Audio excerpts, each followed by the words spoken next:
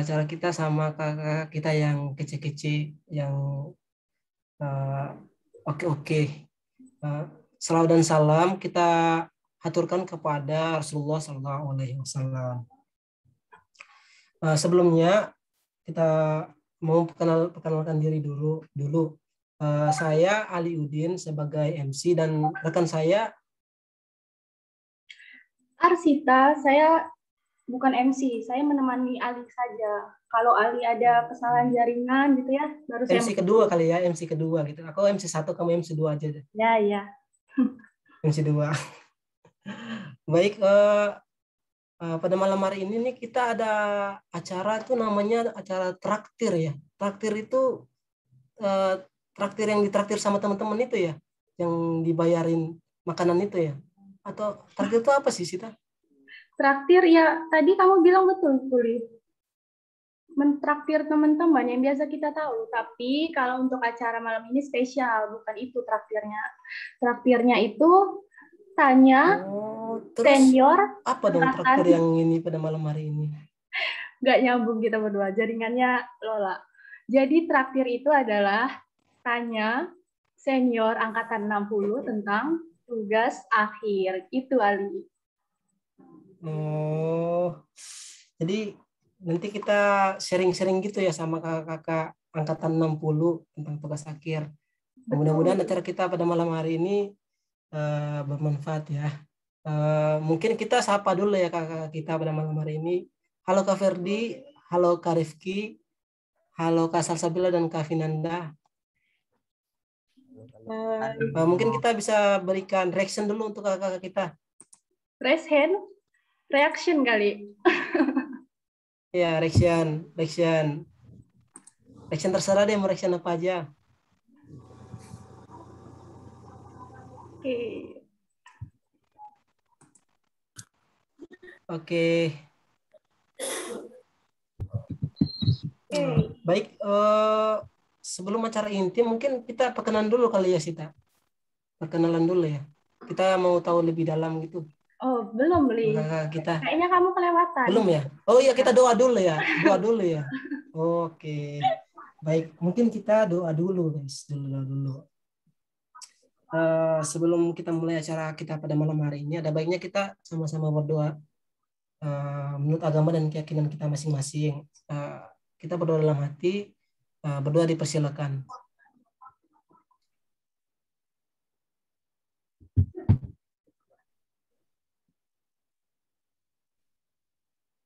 Berdoa dicukupkan.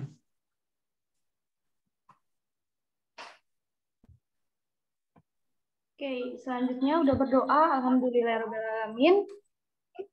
Semoga dengan diawali dengan doa, acara kita hari ini makin lancar dan mendapat berkah dari Allah SWT, Tuhan Yang Maha Esa. Oke, selanjutnya udah berdoa, ngapain nih, Li? Amin. Oke, kayaknya Ali lagi trouble sama jaringannya ya. Saya ambil alih. Jadi setelah doa, iya. Kita itu... Jaringannya masalah guys, cek. Iya, Li. Kami memahami itu. Oke, kita lanjut ya. Kita jadi perkenalan lebih dalam sama kakak-kakaknya nih, guys. Misalnya kayak kelasnya, asalnya gitu kan. Kalau tadi kan kita kayak cuma nyapa gitu kan, Kak Rifki, Kak Bella gitu. Aku izin share screen dulu ya. Share screen. Risma, kalau Ali gangguan, jawab aku ya, biar nggak dikacangin. Nah, kelihatan nggak, Ris? Belum sih, Ta. Wait. Cek. Benar nggak suaranya? Dengar, Ali. Kalau ini? Oke. Lanjut, Sita, lanjut. Oke, Ali. Share screen aku udah kelihatan belum?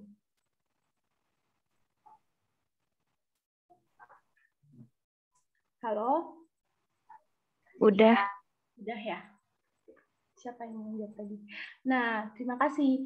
Jadi ini 4 pembicara kita, 4 narasumber kita pada acara terakhir malam ini. Jadi ada Kak Ferdi dengan nama lengkap Kak Ferdian Syah B. Nah, B-nya sendiri saya juga belum tahu nih. Mungkin nanti Kak Ferdi bisa menjelaskan gitu. B-nya itu apa ya, Kak ya?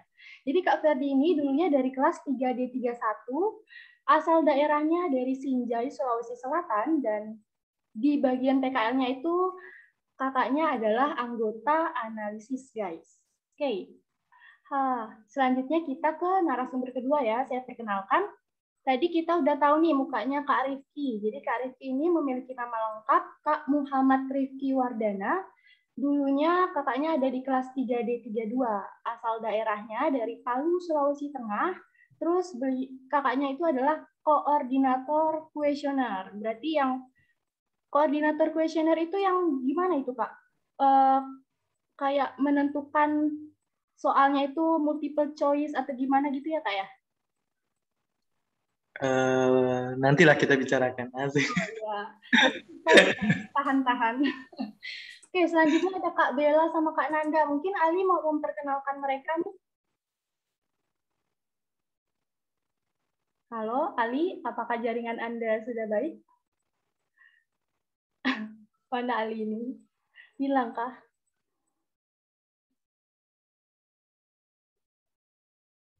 Hilang Ali. Oke. Izin ya, saya lanjutin lagi. Jadi pembicara kita selanjutnya ada Kak Bella. Kak Bella ini nama lengkapnya Kak Salsabila Munasobiha. Ini biasanya saya suka kelibet gitu, biasanya suka Sohiba gitu. Ternyata yang benar Sobiha. Jadi Kak Bella dulu kelasnya di 3D32, asal daerahnya Ketapang, Kalimantan Barat. Wah, kita sedaerah ini, Kak. Sama Risma juga ya, Ris ya? Dari Kalbar. Nah, Kak Bella ini di bagian PKL-nya itu koordinator analisis. Selanjutnya ada Kak Vinanda Sonia Permatasari. Akrab dipanggil dengan Kak Nanda. Dulunya di kelas 3D32. Wah, berarti Kak Rifki, Kak Bella, Kak Nanda ini satu kelas. Kak Ferdi sendiri yang beda kelas ya. Semangat Kak Ferdi. Oke, jadi Kak Nanda ini asal daerahnya dari saya lupa nulis lengkapnya. Jadi Kak Nanda ini asal daerahnya sama seperti saya, Pontianak, Kalimantan Barat. Terus bagian di PKL-nya itu sebagai bendahara riset. Wah, BPH berarti ya. Oke, setelah kita mengenal lebih lanjut sama kakak-kakaknya ini, selanjutnya yaitu adalah masuk ke acara inti. Ini yang kita tunggu-tunggu ini. Cek. Cek lagi. Cek. Halo. Udah kedengeran nggak suaranya, Sita? Kedengaran jelas. Semangat. Mati lampu ya di sana, Li? Aduh. Oh, kayaknya di sana bermasalah. Dengarnya. Saya nggak kedengeran nih. Jadi udah selesai perkenalan semuanya. Iya, Jadi udah. udah selesai perkenalannya. Udah. Semuanya nih. Ya jadi kenalin Kak Bella sama Kak Nanda ya kamu ya. Sedih dong. Aduh, padahal bagianku kenalin kakak yang cantik itu ya, 2 orang itu Gitu ya. ya. Oke. Udah kenal-kenal gini, selanjutnya cara apa nih? Halo? Iya, halo. Ya, habis kenalan kita ngapain? Jadi mungkin kita langsung ke acara inti aja kali ya. Acara yang pertama, ini pemaparan materi dari Kak Ferdi.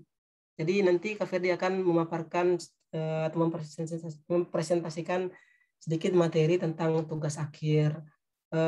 Baik, mungkin waktu dan kesempatan bisa kami berikan kepada Kak Ferdi.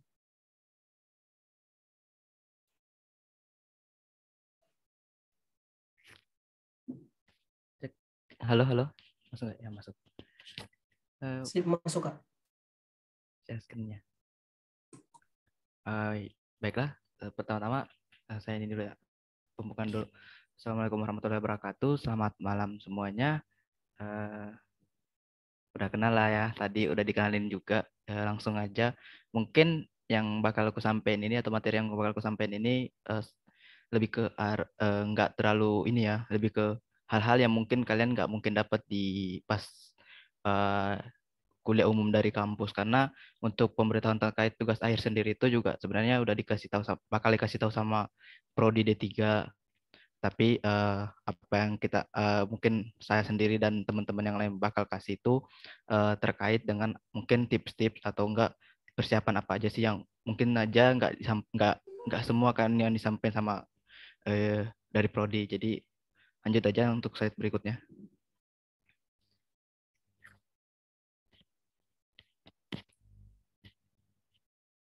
Next.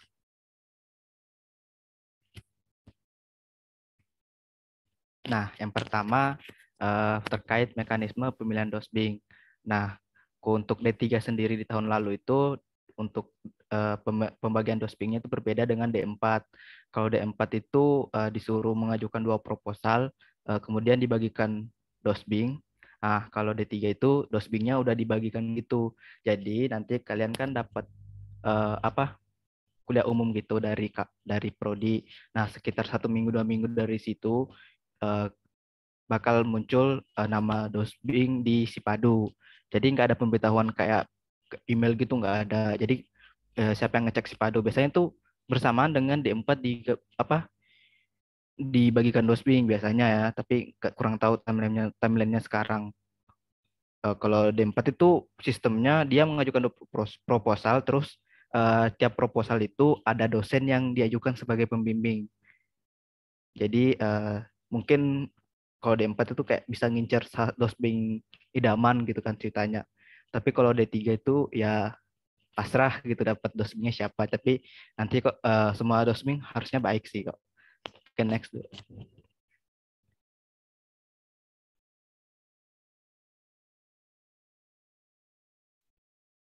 Kemudian untuk ketentuan pemilihan topik ada beberapa hal. Yang pertama itu mengenai penggantian judul ya. Kalau masalah penggantian judul jika yang berbeda cuma lokus dan tahun penelitian cukup melapor ke Dosbing. Kalau Dosbing udah setujui bisa ngupload proposal baru di Sipadu dan meminta untuk Dosbing menyetujui. Tapi kalau yang berbeda itu atau mau gantinya itu topiknya itu kayak misal tema penelitianmu mau berubah, berarti wajib lapor ke prodi, ke Ibu Aisyah, dan melapor mencantumkan alasannya. Ini untuk proposal tujuannya kan awal itu ada prosesnya kayak pengajuan proposal dulu sampai kayak diterima gitu proposalnya. Nah, kalau udah setuju tapi mau ganti, ya. Kalau mau ganti berarti nanti ini melapor ke Bu Aisyah. Tapi kalau fokus doang atau fokus itu tempatnya atau enggak tahun penelitiannya yang diganti, ya tinggal lapor ke Dosbing aja. Nanti kalau Dosbing nyaranin baru upload proposal baru di Sipadu. Oke, next.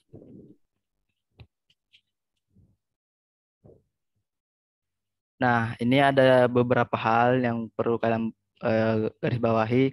Kapan sih topik itu atau judul apa itu? Ini ada flowchart-nya nih. Yang pertama itu mengenai metode. Kalau metode yang sama, enggak deh, ada topik penelitiannya. Biasanya kan ada beberapa orang yang topik penelitiannya sama-sama meneliti tentang X gitu kan. Jadi yang pertama yang kita lihat itu metodenya. Kalau misal metode yang masih sama, lihat unit analisisnya. Kalau unit analisisnya juga sama, lihat sudut pandang penelitiannya. Karena kan sudut pandang juga kalau berbeda sudut pandang, arahnya bisa ada penilaian juga berbeda gitu. Tapi kalau misal sudut pandangnya tetap sama, ya solusinya mencari perbedaan dari berbagai aspek. Kalau memang nggak dapat perbedaan lagi, salah satu harus mengalah gitu loh. Ya didiskusikan aja antara dua orang itu. Pernah juga kejadian kemarin ada yang kayak gitu, ada yang bertabrakan dan baru ketahuan di akhir, jadi terpaksa salah satunya harus mengalah gitu, harus ganti baru. Dan itu nantilah kita bicarain kenapa bisa terjadi kayak gitu.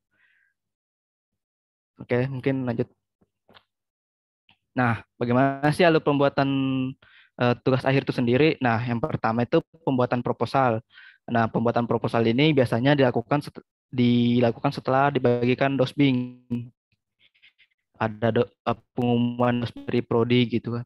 Terus kemudian setelah proposal disetujui, nantilah saat proposal disetujui baru pembimbing itu dinyatakan sebagai pembimbing kalian. Tapi kalau misal kalian belum mengajukan proposal dan belum disetujui, itu sebenarnya itu belum fix jadi dosbing kalian gitu. Tapi ketika udah ngajuin proposal terus disetujui, barulah resmi bahwa dosen tersebut jadi dosbing kalian gitu. Nah, nanti dalam prosesnya itu ada pemeriksaan KKB 5 kali. Pemeriksaan KKB ini kayak pemeriksaan bimbingan untuk tugas akhir gitu loh. Nah, ada 5 kali dan rentang setiap pemeriksaan itu 1 bulan 2 minggu.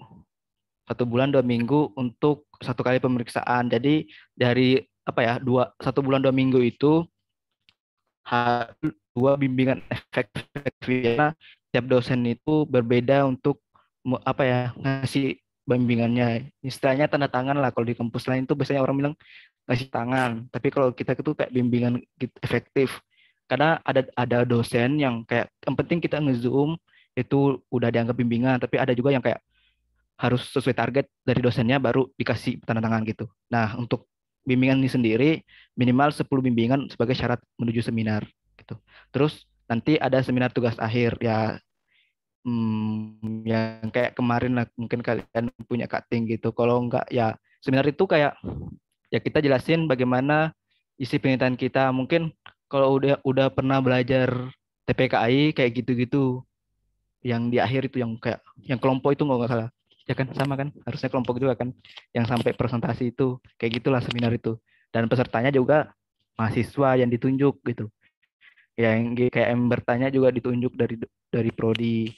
Terus habis seminar nanti dapat perbaikan, kalau nggak dapat ya keren sih kalau nggak dapat, tapi biasanya sih dapat ya, tapi jadi diperbaiki lagi menuju sidang. Nah, sidang itu seminar versi dosen. Jadi yang jadi penanya, yang jadi yang membahas masalah kita itu dosen lagi gitu. Jadi benar-benar biasanya kalau di seminar itu masih banyak yang kelupaan dari mahasiswanya.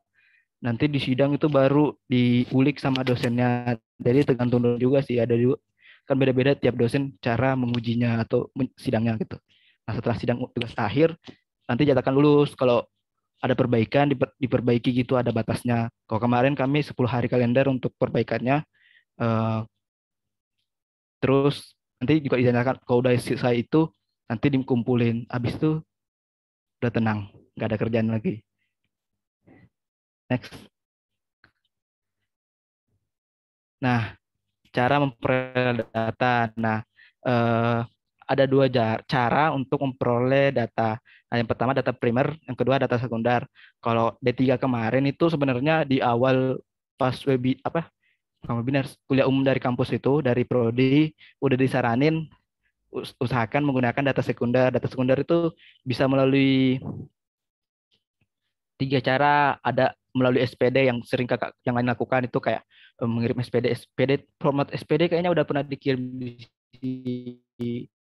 di email deh kalau nggak salah tingkat 2. Jadi kalian pastinya dapat juga format SPD. Nanti kalau memang mau update terbarunya nanti salah satu dari kalian untuk melapor gitu ke Bu Aisyah atau enggak ke BHK untuk format terbarunya kalau memang kelupaan gitu. Terus ada melalui WPS, DHS dan sebagainya. Jadi kayak data yang ada di bps.go.id itu bisa diakses juga, bisa dipakai juga selama itu sama itu memang cocok untuk dipakai di penelitian itu. Dan nggak dikit yang pakai data BPS langsung, nggak mengajuin SPD gitu.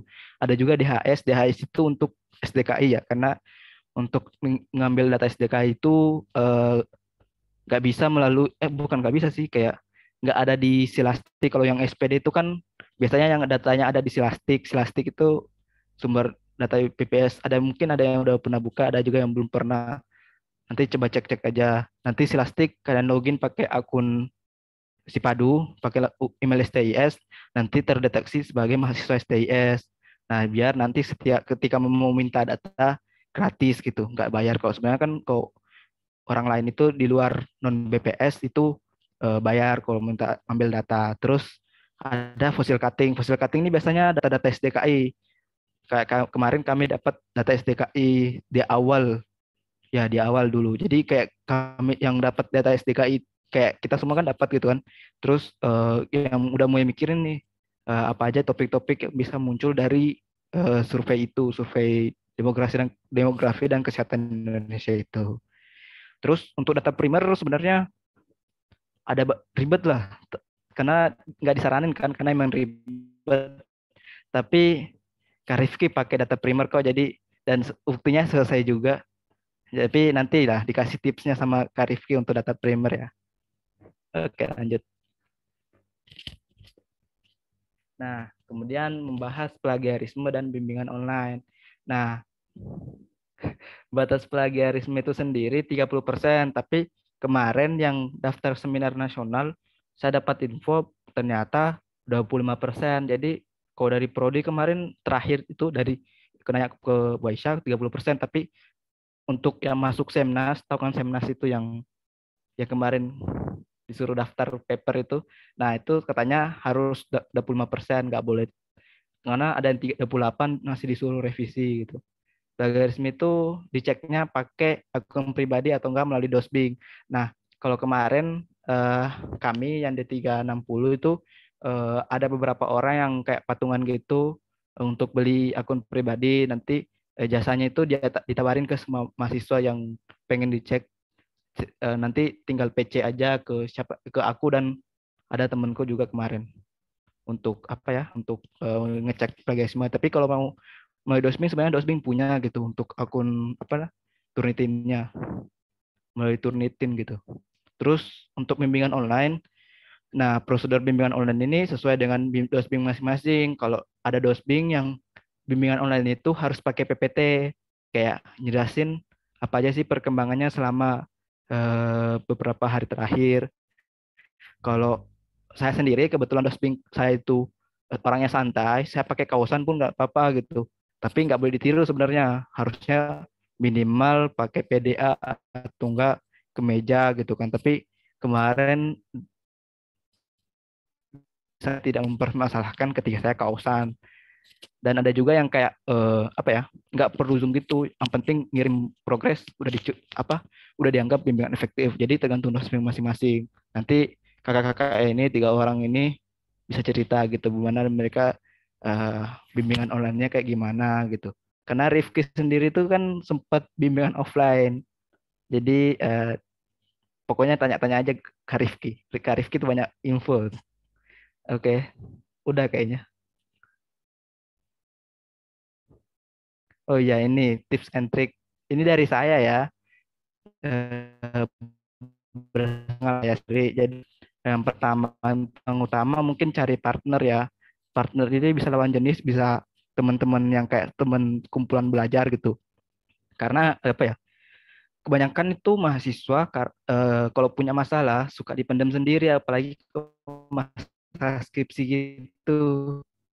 Minimal punya partner gitu kayak mau curhat tentang masalah, nggak perlu kayak ngasih solusi sih, tapi curhat tentang masalahnya setidaknya udah lega gitu. Nanti atau enggak cerita ke ininya ke ketua, bukan ketua sih apa ya, yang biasanya tuh ada satu orang yang dari angkatan gitu kan yang ditunjuk untuk kayak apa ya kalau ada masalah D3. Nah, itu cerita aja ke orang itu. Biasanya tuh harusnya dia cari apa ya, berusaha mencari solusi gitu untuk masalahnya. Nanti dibantu atau enggak cerita ke teman-teman yang lain karena kalau kalian kayak diam-diam gitu kan kita sendiri juga susah taunya gitu kan. Kayak gimana pun susah kalian. Jadi emang ada salah cerita gitu. Kalau yang kemarin tuh kebanyakan cerita ke Bella. Jadi teman-teman itu yang bermasalah tuh mungkin Bella banyak tahu. Karena Bella jadi banyak tempat curhat gitu. Apalagi yang bermasalah gitu yang susah cewek ya. Terus pahami karakter Dosbing dengan baik. Nah, udah pada dapet ini belum? Kayaknya belum ya. Yang surat apa ya? Bukan surat cinta, apa sih namanya? Hadiah untuk hadiah itu kayaknya belum ya. Nanti di share nanti ketika udah dapat Dosbing, baca-baca itu Jadi dari situ ketahuan karakter dosbingnya. Jangan sampai kayak kasus kemarin ada yang kayak menganggap sepele, ternyata dosbingnya itu orangnya nggak suka ke apa ya, deadliner gitu, jadi nggak ke proses, jadinya bermasalah. Ada juga yang kayak nganggap dosbingnya itu biasa-biasa aja, dan sempat ngilang pas mau ngejar lagi, udah ditolak, udah di ini lah, udah dipandang sebelah mata sama dosbingnya. Jadi benar-benar harus pahami karakter dosbing. Kalau perlu nanya-nanya lagi ke cutting yang pernah dosbing itu. Jadi kalau memang kalian punya dosbing dan pengen nanya-nanya, bisalah hubungi 4 orang. Kami ini berempat, nanti dan kami cariin siapa sih mahasiswa yang dulunya pernah dibimbing sama beliau gitu kan. Jadi bisa nyari apa aja sih kira-kira yang perlu diperhatikan. Kalau dosbingku sih nggak masalah sih ya, mau kalian gimana pun sebenarnya nggak masalah gitu. Tapi kalau dosbing yang lain mungkin berbeda gitu. Terus ini juga punya kendala, ceritakan udah. Terus skripsi yang baik adalah skripsi yang selesai. Maksudnya itu nggak perlu apa ya? Mungkin setiap orang targetnya berbeda-beda. Ada yang pengen skripsinya itu wow gitu, wah banget gitu.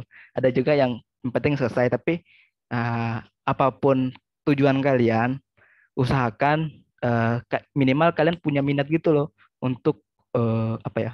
Untuk menyelesaikannya, karena percuma kemarin ada custom saya pengen topiknya tuh wah banget gitu. Metodologinya berbeda. Kalau orang biasanya kan pakai regresi biasa, regresi logistik gitu-gitu kan. Kita pakai metode multivariat, ujung-ujungnya bingung sendiri. Nah, kalau bisa, kalau memang mau pakai metode yang agak berbeda dari yang lain, persiapkan mental, persiapkan niat, karena benar-benar diuji gitu. Apakah kalian sanggup bertahan dengan metode tersebut atau enggak topik tersebut. Jadi ini benar-benar harus ditekanin di otak kalian sih. Benar-benar kalian harus tanamin gitu loh mindset ini. Jangan sampai kayak terlalu pengen wah malah jadinya zong gitu. Mungkin itu aja. Udah kayaknya. Udah.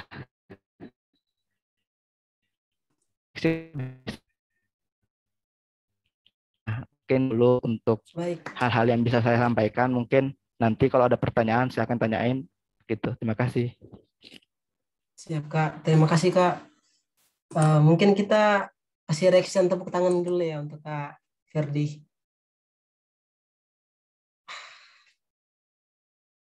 Eh, jadi gitu ya, Kak. Jadi gitu ya teman-teman. Angkatan 61. eh, Banyak gitu ya mungkin yang tadi telah sampaikan sama Kak Ferdi dari dosbingnya, mungkin beda-beda gitu, terus cara pengumpulan datanya gitu kan, terus plagiarisme dan segala macamnya gitu kan. Nah, jadi eh, mungkin dari kakak yang berikutnya ini kan eh, kisah mereka kan beda-beda kan, sering cerita pribadi mereka ini kan pasti dari dosennya yang berbeda-beda ataupun tekniknya yang berbeda-beda. Jadi selanjutnya ini gimana sih Ta? Selanjutnya ini kita sering-sering gitu ya. Ya, benar. Jadi selanjutnya kan kita dari tadi dengerin ceritanya, sharingnya itu cuma dari Kak Ferdi kan. Kak Rifki, Kak Bella, sama Kak Nanda belum ada ngomong nih, Li. Sekarang giliran mereka satu-satu buat ya sharing ke kita lah. Gimana kisah mereka pas ngerjain tugas akhir. Nah, mungkin pertama ini kita masuk ke, kan tadi kita lihat tuh di biodatanya kalau Kak Rifki itu sebagai koordinator kuesioner. Terus Kak Bella koordinator analisis dan Kak Nanda sebagai bendahara ya. Kalau bendahara secara umum sebenarnya kita tahu ngurusin keuangan, cuman kalau pengen lebih tahunya nanti siapa tahu salah satu dari kita jadi bendahara gitu kan, bisa sharing nih Kak Nanda. Mungkin dari Kak Rifki dulu, gimana nih Kak Rifki selama menjadi koordinator kuesioner? Oke, jadi sebelumnya terima kasih atas kesempatannya. Ya, mungkin juga sudah dikenalkan Rifki. Nah, kalau misalnya pengalaman jadi suaraku kedengaran kan? Kedengaran Kak? Dengar Kak. Nah, kalau misalnya pengalaman jadi koordinator itu awal mula terpilihnya yaitu tidak disangka-sangka. Dan kemudian juga nanti mungkin ini gambaran umumnya ya. Mungkin kalau menjadi menjadi koor di riset itu nanti dipilih pribadi oleh ketua riset. Nah, jadi kayak mungkin dari ketua riset kita yang 60 kemarin itu mempercayakan saya menjadi koor questioner. Nah, kemudian apa yang saya dapatkan di sana ya tentu banyak. Terutama itu dari segi ilmu, waktu, dan pengalaman. Nah, dari waktunya itu kan kayak mungkin kita sudah tahu kan, kalian semua ini juga sudah punya UKM, jadi kayak hal tentang manajemen waktu, nah itu sudah tidak asing lagi bagi kalian. Tapi di sini juga manajemen waktu yang saya maksud itu lebih expert lah levelnya. Nah, kenapa ya? Bagaimana kita bisa membagi antara tugas akhir, terus tugas akhir, kemudian PKL sama kompre dan lain-lain. Jadi manajemen waktunya itu harus benar-benar diatur lebih expert. Pokoknya lebih susah dibanding manajemen waktu pas tingkat 2 yang kuliahnya banyak. Nah, itu yang pertama. Kemudian kalau pengalaman. Nah, pengalaman itu ya paling kayak bagaimana saya memandang teman-teman yang mungkin bahkan juga teman yang nggak sekelas sama saya itu bisa saya kenal. Jadi menjadi core questioner itu pengalaman yang terbaik bagi saya untuk menambah relasi. Kemudian juga yang terakhir ilmu. Nah, ilmu ini kalau questioner itu mungkin ilmunya itu kalian bisa dapat di mata kuliah semester 5 ini. Mata kuliahnya apa ya, Kak? Ibu Siti aduh lupa. BKS, pengendalian kualitas statistik. Alhamdulillah. Cuma ingat dosennya. Nah, PKS. Jadi kayak mungkin belajar meskipun secara dasar, tapi secara ilmu dan teorinya itu kalian belajar di situ. Tapi secara prakteknya, nah di kuesioner inilah kalian akan mendapatkannya. Nah, apa yang saya dapatkan itu ya mengenai apa ya? Pokoknya ilmu-ilmu tentang kuesioner kayak bagaimana cara memilih desain kuesioner yang bagus, terutama kondisi online ini. Kemudian juga bagaimana membuat mungkin anak-anak forecast di sini sudah tahu kayak buat survei pendahuluan itu bagaimana, analisis survei pendahuluan itu bagaimana. Jadi ilmunya itu banyak yang didapatkan. Jadi yang mungkin awal mulanya tidak disangka-sangka, yang mungkin awal mulanya nggak dipercaya, nggak pede, bisa atau enggaknya ini jadi core questioner, alhamdulillah terlewati dan bisa. Cukup sih dari saya.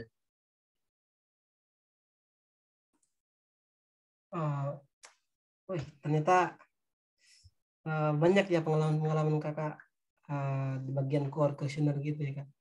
Di samping jadi core questioner gitu kan pasti kakak cek kedengeran nggak suaranya?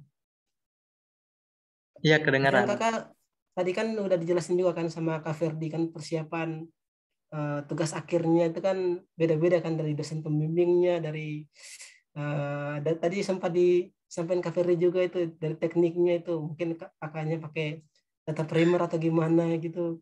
Itu kami pengen tahu sih dari Arif itu gimana sih kisahnya dari awal tugas akhir itu dari awal lah sampai jadi selesai tugas akhirnya itu gimana sih Kak?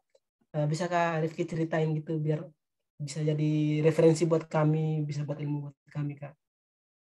Oke. Pertanyaan yang sangat menarik dan sangat luas ya. Ini kalau pertanyaan luas kayak begini susah sih dijelasin. Pokoknya aku usahain jawab. Nah, mengenai tugas akhir ya, perjalanan. Dinarasikan sebisanya aja Kak. Oh ya, perjalanan tugas akhir saya itu mungkin ini perlu kalian teliti lagi sebelumnya, awal mulanya mungkin pas penjelasan dari Prodi. Nah itu Prodi menjelaskan tentang tema dari topik kita nanti. Nah kalau nggak salah Saya nggak tahu detailnya, tapi secara umum topiknya itu mengenai official statistik.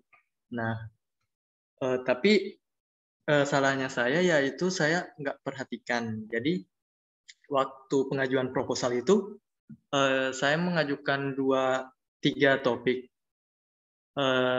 Satu topik tentang TPKI, pokoknya yang TPKI. Kemudian satunya tentang indeks pendidikan. Kemudian yang terakhir tentang data primer itu. Nah, tapi setelah melalui perbincangan yang cukup panjang oleh Dosbing, nah itu ternyata yang di ACC itu data primer tersebut. Nah, kemudian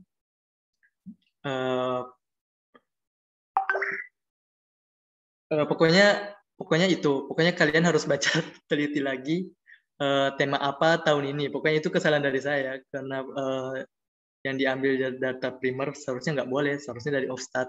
Nah, lanjut dari tugas akhir data primer. Nah, ini sangat tertantang sih karena kenapa topik itu ya, dari Dosbingnya itu menarik untuk diteliti. Nah, kalau yang belum tahu itu saya teliti tentang keterbukaannya mahasiswa tingkat akhir di bimbingan online. Nah, itu sangat menarik untuk diteliti, terutama nanti bagi prodi. Nah, makanya dia di ACC. Terus apalagi ya, pokoknya suka duka tentang tugas akhir data primer itu ya, yang pertama cukup panjang perjalanannya karena kita itu membuat satu riset. Kenapa satu riset? Ya memang dari awal kita pikir kuesionernya, pertanyaan apa yang kita mau ajukan, kemudian kita pikir metodologinya, kemudian kita pikir analisisnya, ya struktur bagian PKL itu di satu otak ini. Jadi itu sih yang tertantang sekali. Nah, kemudian juga dukanya itu ya ini, orang-orang misalnya ada suatu proses tugas akhir itu ada hype-nya yang sudah teman-teman lain itu udah dapat datanya. Nah, ini kayaknya tinggal saya sendiri yang belum dapat datanya ya, karena masih dalam proses menyusun kuesioner. Jadi jadi ya itu sih dukanya itu, jadi kayak galau. Yang lain udah pada ngolah, lah aku sendiri belum nyebar form, masih dalam tahap proses kuesioner. Nah, itu sih. Kemudian juga dukanya itu belum deng, jangan dulu. Nah, sukanya lagi itu ya kayak kalau sukanya lagi itu ya banyak ilmu yang didapat, terutama survei pendahuluan. Nah, itu ada namanya reliabilitas dan validitas. Nah, mungkin kalau mau tanya-tanya silakan PC saya. Asik. Mau lebih detailnya tanya-tanya nanti ke saya. Pokoknya insya Allah saya jelasin, saya bantu. Nah, kemudian juga pokoknya itu ilmu baru kan. Nah, selanjutnya apalagi ya? Oh, ini ada pertanyaan, mulai ngumpulinnya kapan, Kak? Berapa lama? Ada direct, deng. Maaf. Nah, kalau mulainya itu sekitar,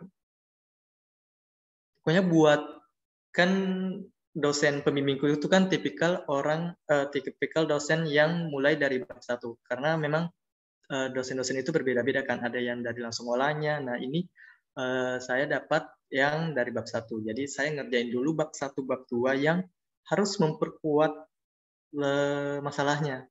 Jadi ya tantangannya data primer itu ya harus diperkuat masalahnya. Kenapa harus dilakukan penelitian seperti ini? Nah, itu yang paling harus sebagai warning bagi kalian yang mungkin mau data primer. Ya pokoknya harus dipentingkan tujuan dari penelitiannya, urgensinya. Nah, kemudian juga kalau mengenai berapa lamanya itu, kalau nggak salah mungkin kan proses pembuatan bab 1 itu juga agak lama kan, tapi saya juga baca langsung nyari kuesionernya, nyari referensinya. Jadi anggaplah mungkin dari proses bimbingan itu masih bab 1, bab 2, tapi saya juga membuat kondisi di mana saya harus mencari referensi bab 3, bab 4. Jadi ya mungkin waktunya itu hampir 1 atau 2 bulan lah. Kemudian juga 1 sampai 2 bulan itu udah clear kotornya dari survei pendahuluan sampai pengumpulan data. Jadi agak lama sih, 2 bulan. Ya, tapi mungkin setara sih sama data sekunder yang mungkin datanya itu bisa kita terima 1 bulan atau 1 bulan lah paling lama. Nah, itu mungkin setara. Nah, kemudian ini setelah proses bimbingan, oh ya, sebelumnya juga Ferdi sempat ngungkit sih yang tentang bimbingan offline. Nah, saya satu-satunya. Nah, dari awalnya itu ini dari saya memang niatnya mau ke Jakarta pada saat PKL, pada saat pencacahan PKL. Iya, pada saat pencacahan PKL. Jadi ya memang niatnya mau ke sana. Kalau ditanya alasannya, alasan basa-basi ya memang harus apa ya, kayak mikirin suasana di sini untuk ngerjain TA kayaknya nggak bisa. Tapi itu bukan alasan yang kuat sih, cuman alasan klasik yang membuat kita harus ke Jakarta. Ya paling jalan-jalan. Tapi ada hikmahnya ke Jakarta ya. Ada hikmahnya ke Jakarta ya mungkin hikmahnya itu bimbingan offline. Jadi kalau kalian mau tahu ceritanya itu waktu PKL itu kan ada sebar-sebar foto. Mungkin saya nggak tahu kenapa dosbing saya tahu kenapa saya di Jakarta, tapi tiba-tiba waktu bimbingan keberapa itu saya diajak untuk bimbingan secara offline dan perbedaannya itu sangat berbeda. Jadi ya saya sangat bersyukur mendapat bimbingan offline meskipun hanya 2 atau 3 kali. Tapi itu sangat berbeda dari yang online karena offline itu kayak kita betul-betul mempersiapkan apa yang kita udah buat, misalnya untuk ngeprint. Nah, ini kalau online kan tinggal di Word langsung kirim udah.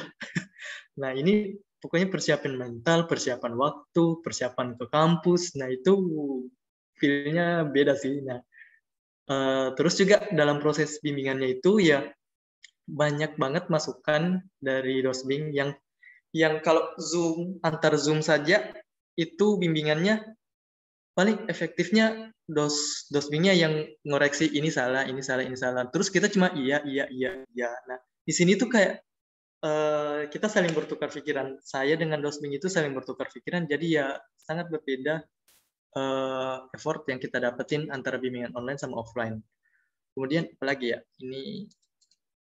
Ini BTW ada yang nanya di direct. Nah, ini ada nanya, Kak Rifi kan core questioner. Nah, Kak, ada nggak sih Kak yang suka hilang-hilang terus solusinya gimana? Oh iya. Oke, itu termasuk suka duka PKL. Jadi kan sukanya itu kan menambah relasi. Nah, dukanya di PKL itu ya kita bakal tahu teman-teman mana yang mungkin kuat beradaptasi dalam situasi yang sibuk-sibuk ini, tapi ada juga yang mungkin nggak terlalu beradaptasi atau mungkin langsung menghilang. Nah, itu memang bakalan terjadi pada kalian. Nah, solusinya dari saya ya kita harus dekati secara personal. Kita harus membuat diri dia itu lebih berguna.